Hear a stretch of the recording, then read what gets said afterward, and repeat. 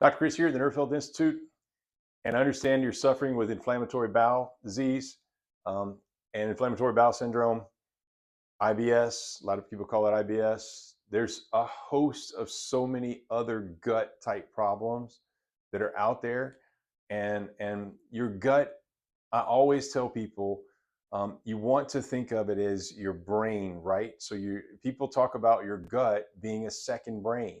I'm not sure if you've ever heard of that or know what that means, but I just want you to think about how important it is for your brain here to stay connected to all of your parts. And so we talk about this all the time. Your brain is basically wired to 30 trillion houses or 30 trillion cells that are in your body. And that's complicated when you think about it, right? So your brain your whole life is trying to maintain power to 30 trillion cells throughout your body. It's an impossible task that your brain has. Let's just talk specifically about your digestive tract. So your brain is wired through a nerve to every little tiny cell in your entire digestive tract, all the tubes, all the glands, everything associated with your digestive tract. So you can imagine that's why some people call it a second brain, because there are more neurons in the gut than there are in the brain. And so from that standpoint, I'll argue that, and this is for another discussion, that the heart technically is the second brain, because the brain and the heart are the two most important things in your body. And basically, we want to keep those connected as possible, back and forth to each other. But your gut would be a third brain. That's what I argue. It's the third brain because it's obviously important for you to liquefy, absorb, and turn back into and get the waste out of your body. That's essentially what your digestive tract's doing. And so with inflammatory bowel disease, you want to think of it. We're here in South Louisiana, and regardless of where you are in the world, there's so many different things we're putting into our system, into our body, whether it's food or drinks, that can cause irritation. That your body can just say, "I don't like anymore," and the next thing you know, these cells that were normal cells in a certain spot of your GI, of your gastrointestinal tract, they start looking like this, which is not good. This is inflamed and nasty, and basically not these cells won't heal. So if this cell in your body, if there's a cell like this, it looks like this, it's unhealthy, or like this, if it gets cut, it's not healing, or it'll take a long time to heal.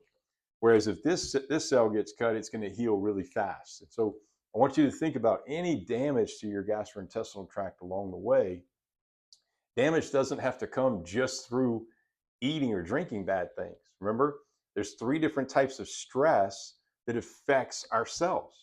And so you could have an emotional event that really was very bad. It could be a death of somebody close to you that made your brain disconnect to parts of your gastrointestinal tract. And we have ways of helping with that.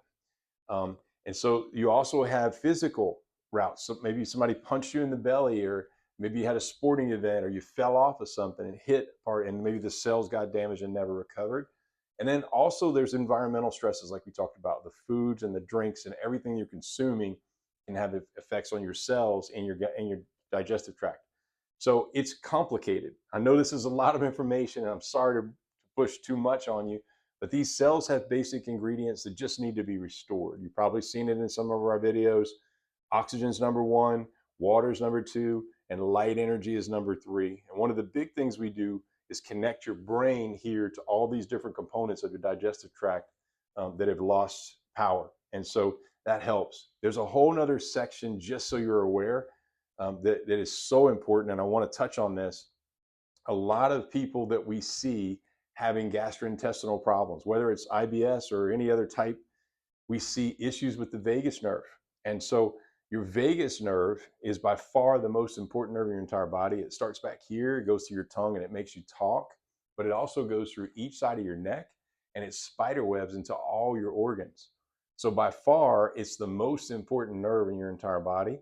And in particular, when it comes to your digestive tract, it's helping your body. Well, if we talk outside of the digestive tract, it's helping your body to relax, calm, heal, no anxiety, sleep, and digest. That's what the vagus nerve is there for.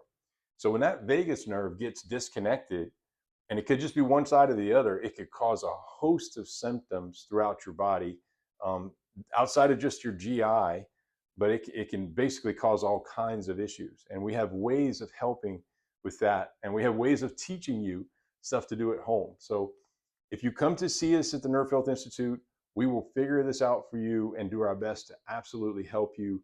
And our mission is to help your body start to heal itself again so that you can enjoy a higher level of health and you don't have to live with this condition for the rest of your life.